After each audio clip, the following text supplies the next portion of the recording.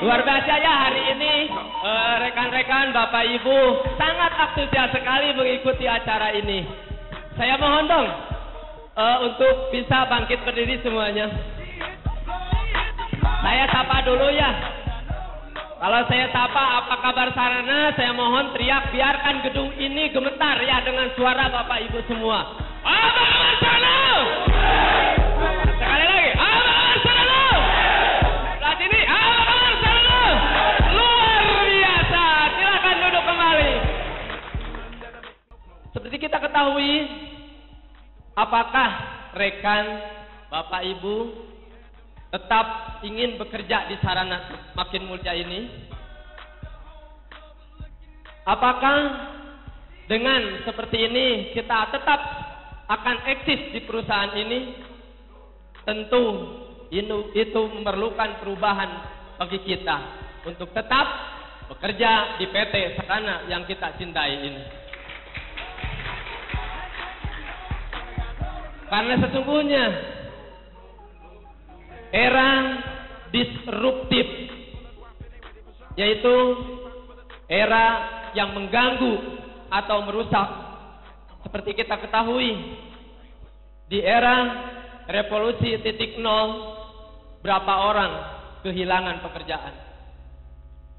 Dan kita ketahui di era revolusi 2.0 berapa persen kehilangan pekerjaan. Sampai di era 3.0 kita juga ketahui bahwa tenaga kita digantikan sama mesin. Nah, kita lihat bagaimana era disruptif ini saat ini, yaitu disebut era yang mengganggu atau merusak. Apakah kita tetap akan mengikuti perubahan? Bahkan kita tergilas karena disrupsi era itu sendiri. Karena apa? Era disrupsi adalah era yang mengganggu atau merusak. Era yang mengganggu atau merusak bagi orang yang tidak mau berubah. Apakah rekan, ibu, bapak semua mau berubah? Kurang keras, mau berubah? Luar biasa, tepuk tangan untuk kita semua. Bagaimana kengerian di era disruptif yang pernah kita lihat. Sekian orang kehilangan pekerjaan. Bahkan mungkin ada sebagian kita, rekan kita, saudara kita yang kehilangan pekerjaan. Yang dibilang era disruptif, era yang mengganggu atau merusak. Seperti kita ketahui, bagaimana yang dulu alat transportasi kita dengan menggunakan kuda, sekarang digantikan oleh mobil dan kereta api. Bahkan ada bagaimana dulu perusahaan menggunakan telepon duduk, sekarang digunakan dengan HP. Inilah era disruptif, era yang mengganggu atau merusak. Sesungguhnya kita persiapkan diri kita untuk menghadapi era disruptif ini. Jangan sampai kita tergerus terkena era disruptif. Saya akan berikan tipsnya untuk hal itu. Apakah Bapak Ibu semua mau saya berikan tips? Mau berubah? Mau berubah?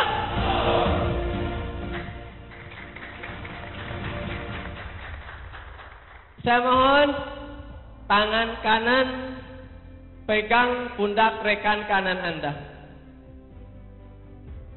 Pundak tangan kanan. Oke, pegang yang paling kanan ya. Ikuti kata-kata saya. Bro, berubah bro. Bro, bangun bro.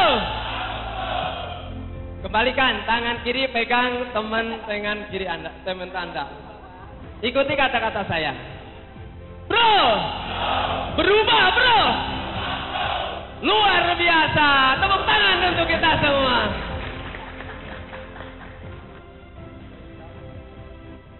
Yang pertama, era disruptif. Yang pertama, kita strategi menghadapi era disruptif yang pertama adalah mencari tahu perubahan tren. Apa itu tren sendiri? Tren adalah sesuatu yang lagi booming, lagi dibicarakan tuh, lagi disukai, bahkan lagi digunakan oleh semua orang. Dengan mencari perubahan, kita akan dapat meminimalisir terjadinya disrupsi, baik bagi diri kita, bahkan bagi perusahaan. Karena kita ketahui, dengan mencari tahu perubahan yang terjadi saat ini, maka kita akan terhindar dari disrupsi. Baik perubahan tren, teknologi, ekonomi, budaya, dan lingkungan alam. Pak, bisa bangkit berdiri? Boleh maju ke depan Pak. Perkenalkan Pak, nama Bapak siapa? Nama saya Indra Sapera. Indra Sapera ya? Oh, bukan Indra Lesmana. Tepuk tangan dong buat Pak Indra. Pak Indra, saya mau tanya nih. Bapak masuk tahun berapa Pak? Tahun 2015. 2015. Tepuk tangan dong. Nah, masih tetap bertahan ya di PT Sarana Makin Mulia ini. Pak, saya mau tanya nih, dari sisi absensi kita, sistemnya waktu itu, waktu pertama Bapak masuk, dengan menggunakan absensi apa Pak? Masih ketokan waktu pertama. Oh, masih ketokan ya Pak. Nah, saat ini yang Bapak lakukan untuk absensi nih, sistem kita pakai apa Pak? Sekarang pakai fingerprint. Pakai fingerprint. Terima kasih Pak Indra, silahkan duduk kembali, tepuk tangan dong. Bagaimana perusahaan menyikapi hal ini, mencari tahu tren perubahan dari sisi teknologi, sehingga mesin Amano yang dulu dipergunakan untuk absensi sekarang berubah dengan sistem fingerprint. Bahkan untuk ke depan kita akan lihat perubahan apa lagi yang akan terjadi. Kalau misalnya kita tidak bisa mengimbangi, maka kita yang terkena disrupsi. Jadi, saya mohon yang pertama adalah dengan mencari tahu perubahan tren. Bisa ikuti saya untuk semuanya, saya hitung sampai 3. 1, 2, 3. Mencari tahu perubahan tren. Bisa diulang lagi? Mencari tahu perubahan tren. Luar biasa. Tepuk tangan dong untuk kita semua. Seperti hanya kita ketahui bagaimana diri kita mempersiapkan, membuat inovasi supaya kita mampu membuat kreativitas diri supaya diri kita tetap bekerja di tempat kerja yang kita cintai ini. Bahkan bagi perusahaan, kita akan semakin dapat menghasilkan suatu target yang diinginkan oleh perusahaan itu sendiri. Karena apa?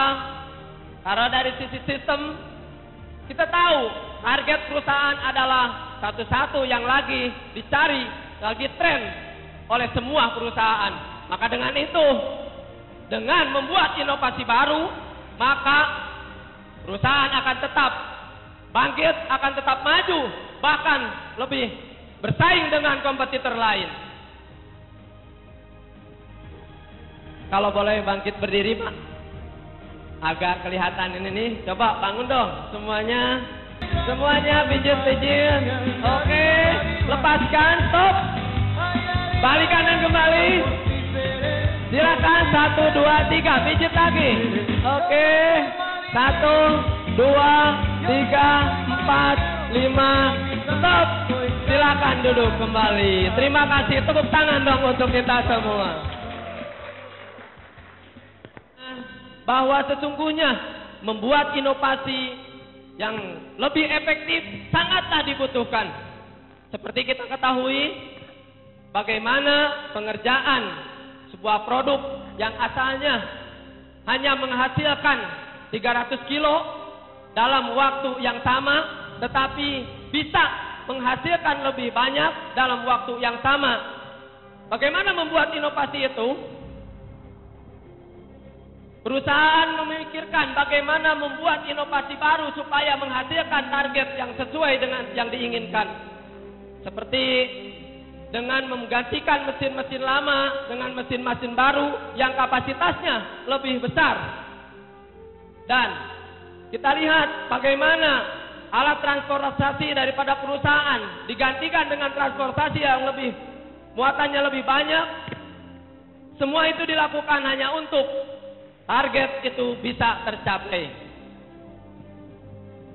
Seperti kita ketahui, di perusahaan yang dulu hanya menggunakan mesin dengan kapasitas 300 kilo dalam waktu 7,5 jam dengan operator 1, saat ini dengan pengembangan inovasi bisa menghasilkan 1 ton 200 kilo dalam waktu yang sama dan operator yang sama. Hal ini sangatlah penting karena sesungguhnya efisiensi, efektif itu yang sangat dipentingkan dalam suatu perusahaan. Bagaimana implementasi kita di tempat kerja kita? Kita buka wawasan kita buka pikiran kita, supaya kita tetap bekerja di perusahaan yang kita cintai ini. Bagaimana kita berpikir, membuat inovasi, membuat kreativitas, bahwa kita layak sebagai tenaga kerja yang unggul, yang tetap dipertahankan oleh perusahaan. Nah, kita ketahui semua bahwa saat ini di era disruptif seperti inilah kita dibutuhkan suatu kreativitas. Karena tanpa kreativitas kita tergerus yang namanya era disrupsi atau era yang mengganggu atau merusak. Seperti kita lihat.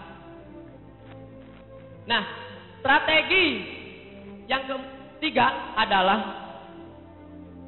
kolaborasi. Strategi yang ketiga yaitu kolaborasi.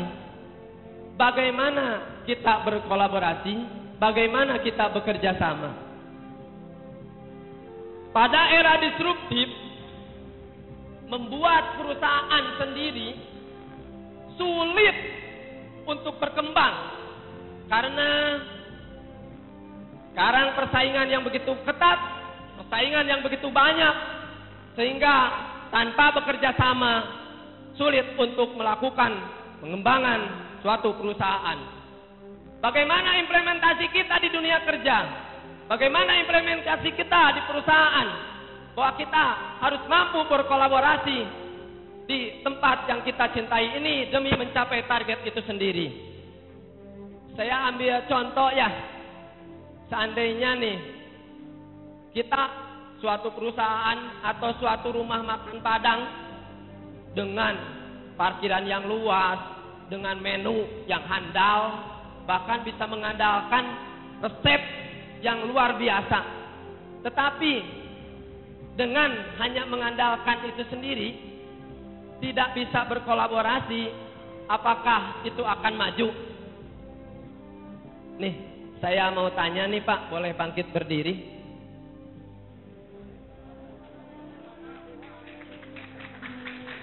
Kayaknya kalau udah dengar nasi Padang agak cerah ya. Pak, mau tanya nih, Bapak, seandainya nih punya rumah makan Padang tuh, Bapak akan memasarkan dengan yang namanya GoFood untuk bekerja sama, atau hanya mengandalkan orang biar datang ke rumah makan Bapak, pilih sendiri di situ, maksudnya biarkan orang datang aja, atau bekerja sama Pak untuk melakukan usaha Bapak biar lebih berkembang? Bekerja sama. Bekerja sama ya Pak Maman. Terima kasih dong Pak Maman. Tepuk tangan dong buat Pak Maman. Silakan duduk kembali Pak. Ya, inilah kolaborasi ya. Sangat dibutuhkan untuk era seperti ini.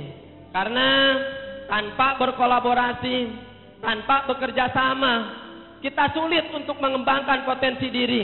Seperti yang kita lihat, bahwa ketika kesalahan kita tidak bisa melihatnya, tetapi orang lain bisa memperbaiki kita. Itulah contoh kerjasama. Ya, bagaimana semua itu bisa terjadi pada diri kita? Bagaimana kita mengantisipasi hal itu? Kita siapkan bahwa kita bisa bekerja sama di departemen yang kita cintai ini, di perusahaan yang kita cintai ini. Demi mencapai target, kalau saya baca tadi ya Pak, ada pimpinan kita dong di sini tuh, ada Pak Yosep, menginginkan targetnya 120 ton per hari, bahkan menginginkan juga targetnya pengerjaannya 3 hari selesai, perbaikan 3%. Untuk mencapai target itu sendiri, apakah hanya bisa dikerjakan oleh bagian produksi? Tentu tidak. Apakah hanya bisa dikerjakan oleh bagian IT? Tentu tidak. Bahkan, apakah bisa dikerjakan dengan bagian IPA? Tentu tidak.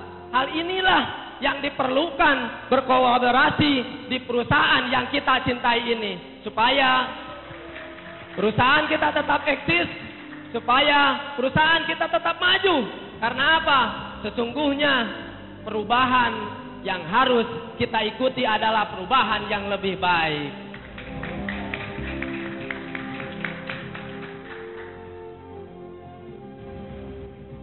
Nah, seperti inilah contoh kerjasama.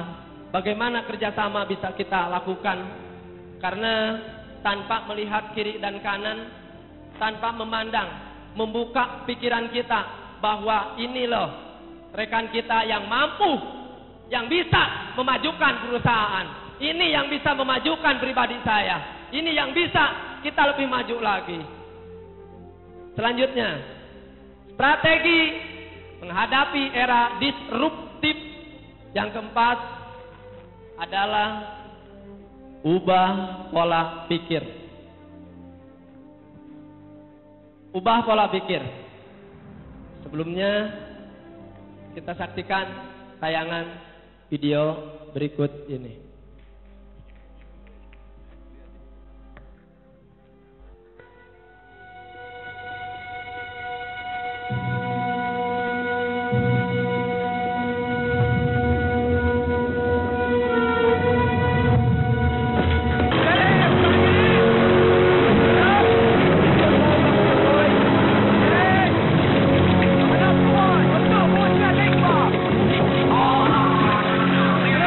Coming up wide.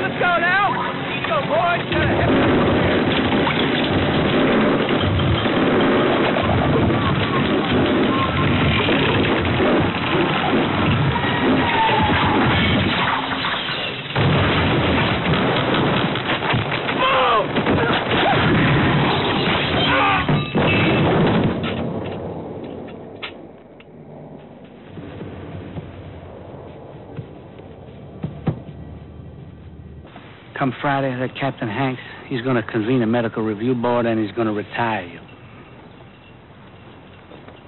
He said I had 4 weeks. He lied, Cookie. He don't give a shit how many one-legged push-ups you can do. He'd trade you and me and every other old sea dog in the Navy for one glass-eyed electronics technician. The man's going to retire your ass. I got my leg back. I ain't done yet. You got to stomp on a wooden stick and no goddamn chance of beating Hank, son.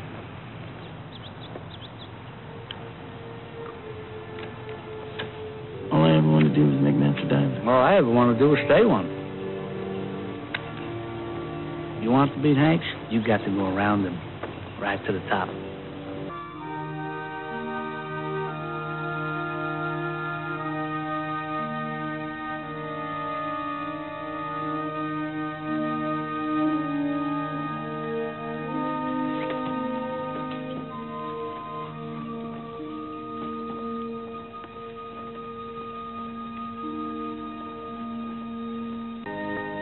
Please be seated, Senior Chief Brashear. This is the latest HEO2 mixed gas rig. It weighs 290 pounds, and the men who want to use it before they can even begin the diving qualifications will be required to walk 12 steps unassisted. Could you do that, Senior Chief Brashear?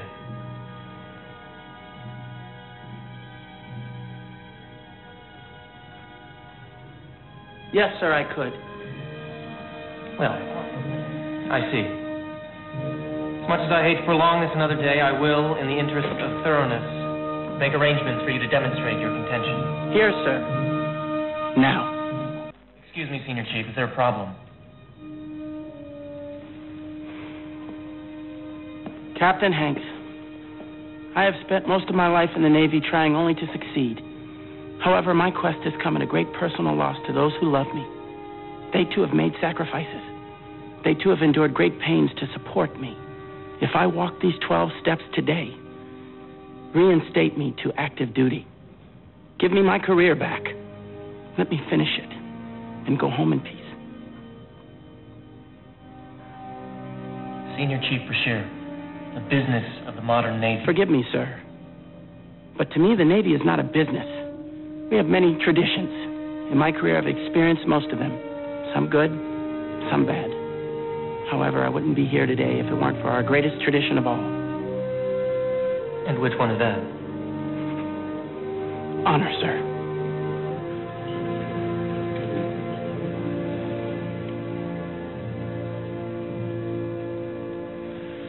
Get on with it, Senior Chief. Navy diver, stand up.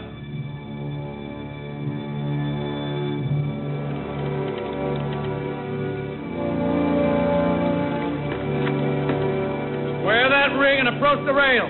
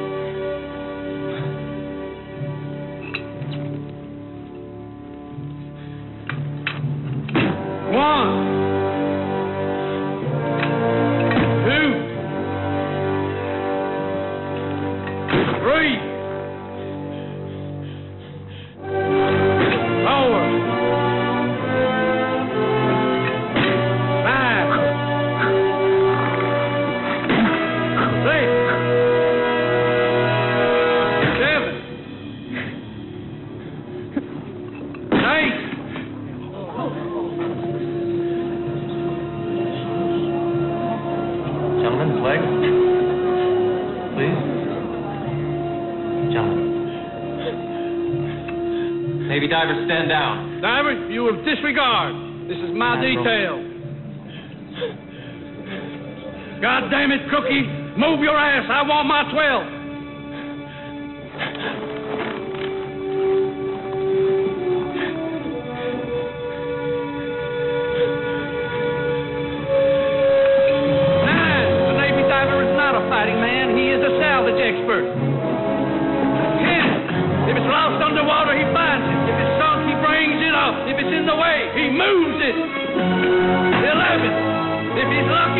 He will die young, 200 your feet beneath the waves, well, that is the closest you will ever get to being a hero. Hell, I don't know why anybody'd want to be a Navy diver. Now you report to this line, Cookie.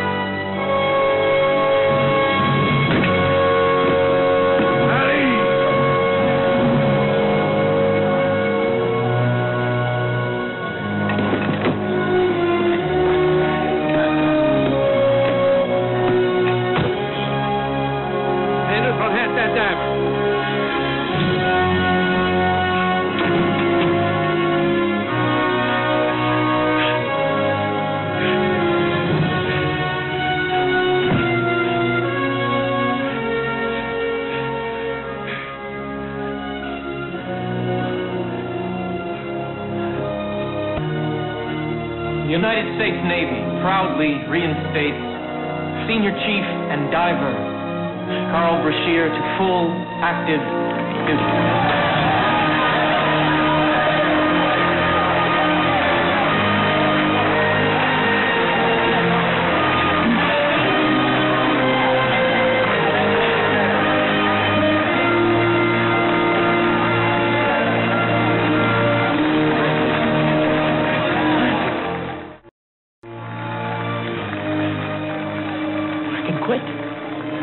The man I married never quit anything a day in his life.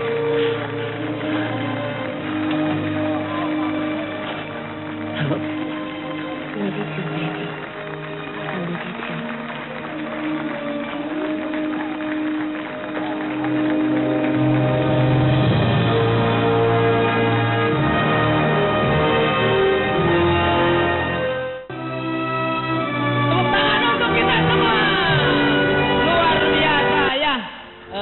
Seperti saya mau tanya nih Pak, boleh bangkit berdiri Pak? Dengan Pak siapa Pak? Nama saya Ujang Dedi Cahyadi. Ujang Dedi Cahyadi, ya terima kasih. Bagian apa Pak? Bagian setting. Bagian setting. Tepuk tangan dong buat Pak Ujang. Pak Ujang, menurut Pak Ujang nih, melihat sisi video tadi, menggambarkan apa Pak? Menggambarkan kemauan seseorang untuk mencapai kesuksesan. Luar biasa untuk Pak Ujang. Silakan duduk kembali Pak Ujang. Terima kasih ya. Seperti Pak Ujang barusan, bagaimana memperjuangkan kemauan dari diri kita untuk mempertahankan rasa yang ada di dalam dada kita. Nih, bagaimana nih keinginan itu seandainya kita implementasikan di sebuah perusahaan, bahwa ketika cita-cita kita dengan Pak siapa Pak? Pak Deden, boleh bangkit berdiri Pak Deden. Ketika cita-cita kita ingin diperjuangkan di perusahaan kita, apa yang ingin lakukan oleh Pak Deden? Banggain orang tua dulu aja Pak. Oh terima kasih dong, terima kasih untuk Pak Deden ya, silahkan duduk kembali. Bagaimana merubah ya pikiran kita ketika kita memperjuangkan keinginan yang kita tuju, bahwa kita memerlukan merubah pola pikir kita, karena sesungguhnya perubahan pola pikir harus dengan kesadaran dan sumber daya manusia. Karena sesungguhnya yang kita perjuangkan, yang kita inginkan, tanpa melihat kiri dan kanan, bahkan di sekelilingnya ada yang mengatakan bahwa kita tidak layak menurut mereka, tetapi kita perjuangkan, kita tegaskan bahwa kita bisa untuk melakukan hal itu, bahwa kita bisa melangkah dengan berat beban di kepala 145 kilo, bahkan tumpuan kaki memakai kaki kayu, tetapi tetap bisa memperjuangkannya, walaupun melihat kiri dan kanan bahwa kamu gak mungkin bisa. Tetapi apa yang ada potensi pada diri kita, pasti kita bisa, maka lakukanlah. Apakah Bapak Ibu di sini siap berubah untuk melakukan itu? Siap untuk berubah? Karena sesungguhnya sukses harus diawali dengan perubahan. Dengan apa? Luar biasa. Tepuk tangan untuk kita semua. Pada era disruptif, perubahan pola pikir, hal ini tentu sangatlah penting. Karena sumber daya manusia yang handal bisa menentukan akan kemana perusahaan, akan kemana diri kita dipersiapkan untuk menghadapi era disruptif ini. Karena sesungguhnya agar dapat mengetahui bagaimana era disrupsi dapat diidentifikasi, dievaluasi, bahkan dianalisa, sehingga kita dapat mengantisipasi era disruptif itu sendiri. Karena sesungguhnya gejala disrupsi yang akan terjadi di masa yang akan datang sangatlah kita memerlukan pola pikir untuk mengubah agar kita dapat mempertahankannya. Seperti kita ketahui, ketika orang malas untuk melangkah, maka saya yakin perubahan itu tidak akan dapat dilakukannya. Bagaimana kita memperjuangkan hal itu? Ketika pagi kita bangun, malas untuk bangun, malas untuk melangkah, maka apa yang kita lakukan? Mulai membuka mata atau mulai melangkahkan kaki. Ketika hal itu sulit untuk dilakukan, maka ketuklah hati kita, bangunkanlah hati kita. Seandainya hal itu sulit untuk dilakukan, maka gedor hati kita, maka gedor jiwa kita. Setuju? Bahkan yuk kita berubah, yuk kita ketuk hati kita, kita bangun diri kita supaya kita lebih maju lagi, kita lebih sukses lagi. Karena sesungguhnya suksesan adalah harus dimulai dengan perubahan. Era disruptif inilah yang akan mengganggu atau merusak. Kita dapat menyiapkan diri kita supaya kita menjadi orang-orang sukses. Tepuk tangan untuk kita semua. Terima kasih semuanya. Materi yang luar biasa sekali.